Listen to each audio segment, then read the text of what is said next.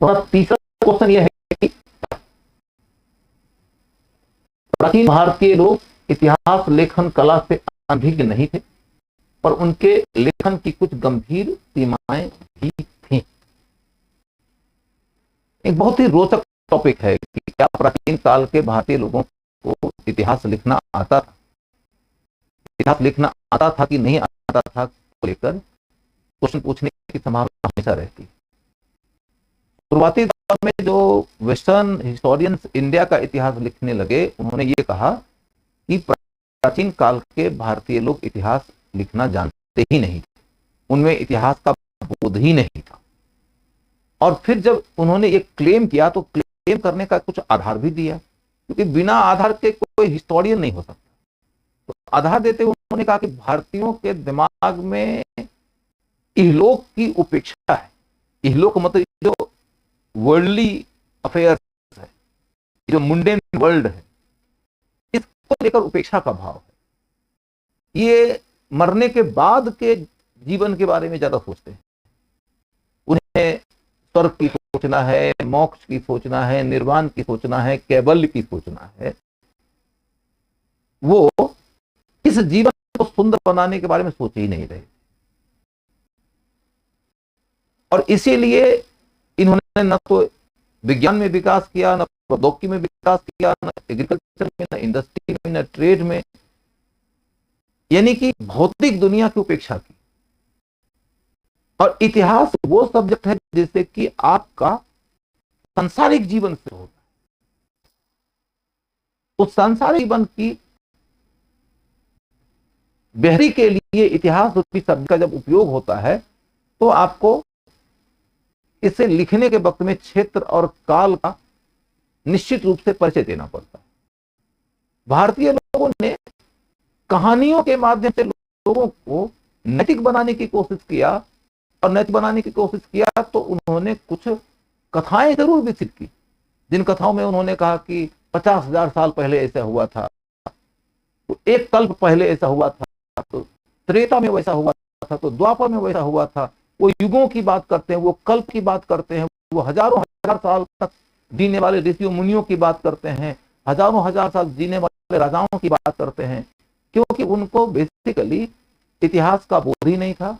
वो समाज को कुछ नैतिक मार्गदर्शन देना चाहते थे और उसके लिए कथाओं का इस्तेमाल करते थे। इस प्रकार से इंटरप्रिटेशन किया गया। जो एनएल सिल वगैरह ने इतिहास लिखा हिंदुस्तान का पहले पहल, उन्होंने इसी तरीके की व्याख्या की। अब फिर जब हम इसके दूसरे पार्ट की ओर चलकर देखते हैं तो हम एक बात समझ आती है कि हिंदुस्तान के लोगों को क्या वास्तव में इतिहास लेखन का बोध नहीं था। हमें सिक्के के दूसरे पहलू की ओर जाना पड़ेगा।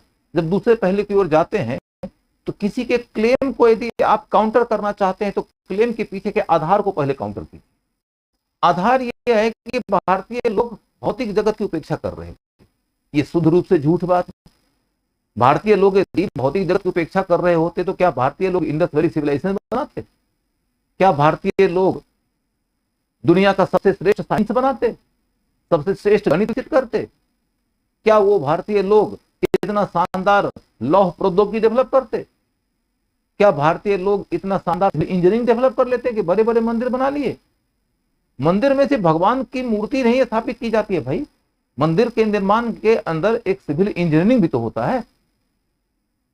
भारतीय लोग इतना बेहतरीन इंडस्ट्री डेवलप कर लिए थे कि भारत का माल जाता था, रोम के बाजार को कैप्चर कर लेता था, और रोम के इतिहासकार को रोना पड़ता है, इतनी रोता है नेचुरल हिस्टोरिका में।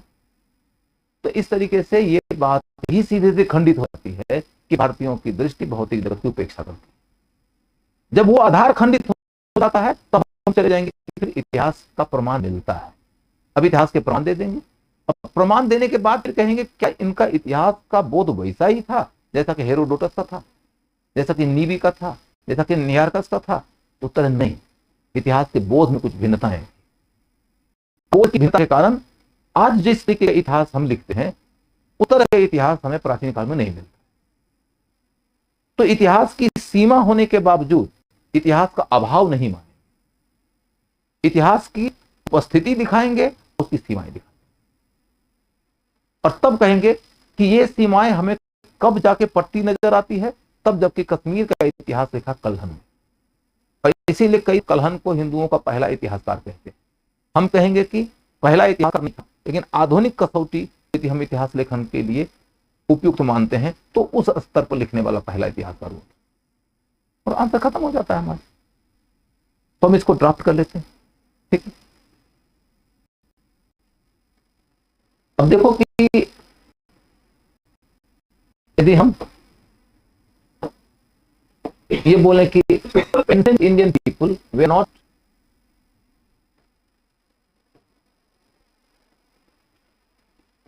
अनअवेयर्ड ऑफ हिस्ट्री राइटिंग, प्राचीन भारत के लोग जो है इतिहास राइटिंग के लिए अनअवेयर्ड नहीं थे, yet their writing had some remarkable limitation, लेकिन उनकी जो लेखन शैली है उसकी कुछ गंभीर सीमाएं थी। तो हम सबसे पहले ये बता देंगे कि प्राचीन काल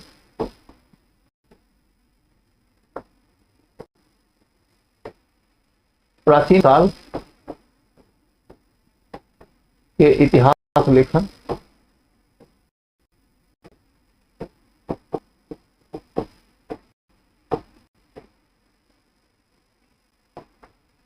को लेकर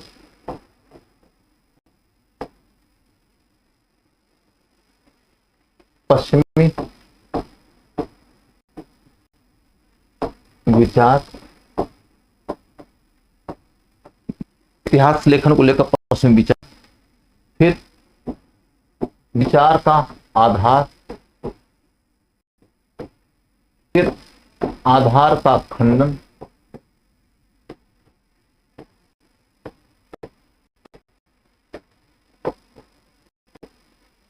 और तब इतिहास लेखन का प्रमाण,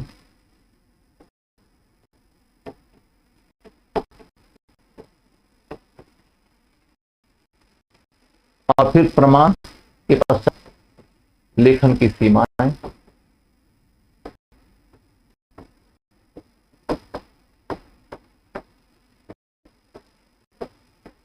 लेखन की सीमाएं,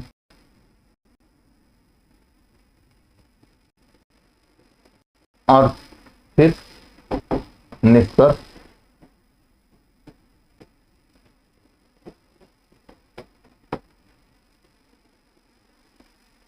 निष्कर्ष में हम दो बातें करेंगे। एक ये कि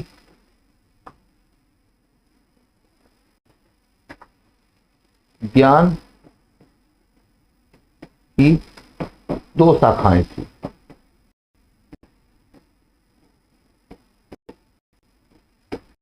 ज्ञान की दो शाखाएं थी, एक है नीति और एक है विज्ञान। नीति और विज्ञान, और इतिहास नीति शास्त्र का हिस्सा था, इतिहास इसका हिस्सा था।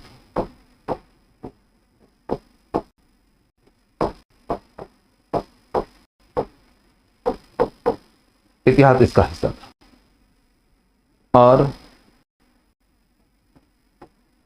आधुनिक कसौटी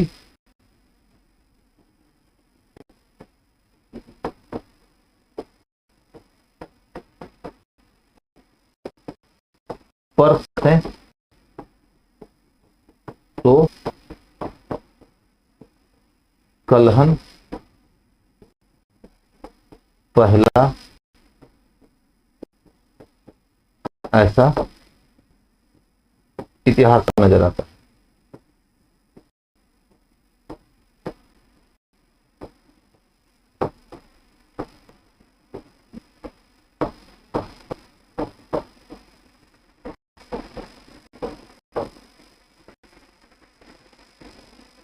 क्या आप लोग अब उत्तर कर लेंगे? किसी पॉइंट का एक्सप्लेनेशन चाहिए?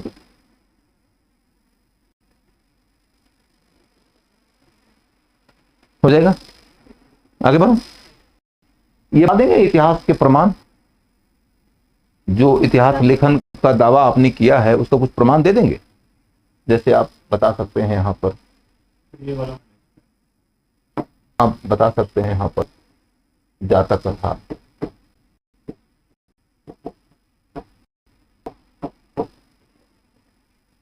पुराण, आप यहाँ पर बता सकते हैं महाभारत का उदाहरण,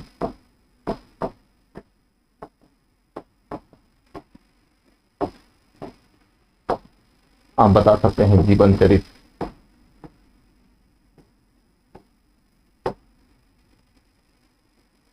आप दे सकते हैं उदाहरण इनका कि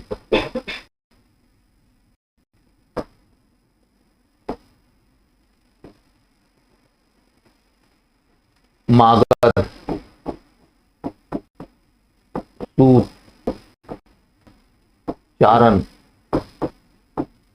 ये हुआ करते थे जो कि लोगों को इतिहास की कथाएं सुनाते थे। फिर आप देखेंगे कि राजकीय रिकॉर्ड संकलन भी शुरू हुआ।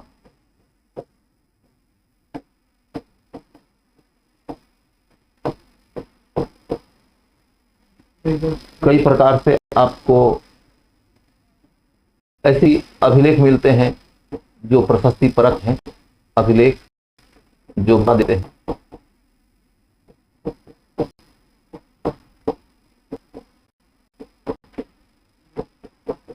ठीक है, तो ये सब उदाहरण आपके सामने में आ गए। इन उदाहरणों के आधार पर आप एक्सप्लेन कर सकते हैं, है ना। जिस हर्षवर्धन वगैरह ने रिकॉर्ड संकलन करना शुरू कर दिया कि हमने कोई निर्णय दे दिया है किसी विषय के ऊपर, तो उसको आप इकट्ठा कर लीजिए और उसी के आधार पर आगे निर्णय करेंगे। कहते हैं कि हिस्ट्री के आधार पर आप का अध्ययन कर लेते हैं तो फिर उसके केसेस को आगे डिसाइड करते हैं। ठीक है, महाभारत में आप देखेंगे कि एक दफा कहानी आती है कि कृष्ण जाते हैं हस्तिनापुर शांतिदूत बन के, और शांतिदूत बन के जाते हैं तो वो समझाते हैं राष्ट्र को कि आप भरत वंश से बिलोंग करते हैं और आपकी एक बड़ी महान परंपरा रही, और उस परंपरा में पुत्र के जगह पर योग्यता को बढ़ा दी जाती है, और आप आज के देश में न्याय नहीं कर पा रहे हैं, तो आपकी परंपरा का क्या होगा? आपके पास में जो इतिहास का ज्ञान है उस ज्ञान से आलोकित होइए और उसी ज्ञान के आलोक में आके अब आप न्याय कीजिए। और यदि आप न्याय नहीं करेंगे तो फिर आगे जो इतिहास लिखा जाएगा उसमें द्रौपदी के वस्त्र हरण का दोष शकुनी और दुर्योधन पर नहीं लगाया जाएगा, आप पर लाया जाएगा, क्योंकि दरबार आपका है। तो यहां पर आपको सब दिखाई देगा कि इतिहास बोध है। ठीक है, फिर जो मैंने आपको यहां पर बताया कि प्राचीन काल के ज्ञान की दो शाखाएं हैं, एक शाखा विज्ञान की है, उसका काम है हमारे इस जीवन को सुंदर बनाना। सुंदर बनाने का मतलब है सफल बनाना, मन सुविधा संपन्न कर देना, हमारे भौतिक जीवन स्तर को ऊपर उठाना। और दूसरी तरफ है नीति, जिसका उद्देश्य है हमारे जीवन को आदर्श देना, आचरण देना, ताकि हम प्रकृति के साथ में, जय मंडल के साथ में, समाज के दूसरे लोगों के साथ में बेहतर जीवन जी सके, सुसंगति स्थापित कर सके। इतिहास की भूमिका यहाँ पर बताई गई है कि वह लोगों को बेहतर मानव बनने के लिए प्रेरित करने वाला विषय है। The history has been a branch of ethics during the ancient period of study. समझ गए? इसीलिए उसमें उतना ज्यादा काल बोध नहीं, इसलिए उसमें उतना ज्यादा क्षेत्र बोध नहीं,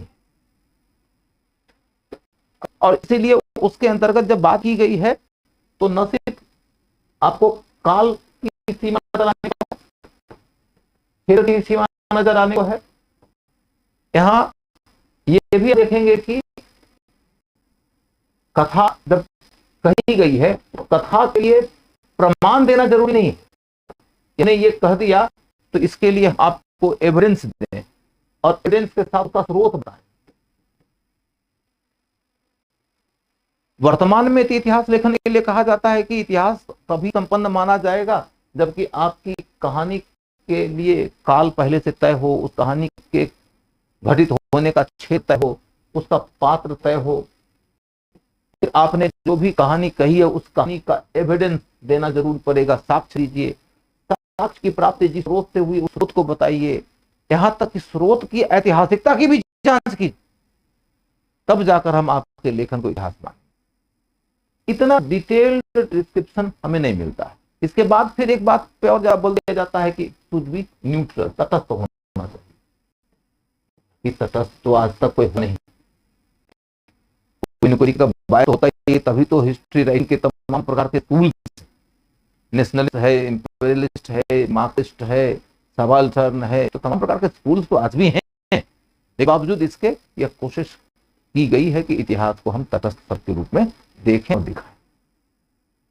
कुल मिलाकर यदि देखें तो इन सीमाओं का हमें शिकार नजर आता है प्राचीन कालीन इतिहास लेखन, और इन सीमाओं से ऊपर उठता हुआ नजर आता है पहली दफा हमें कलहन। ठीक है, अब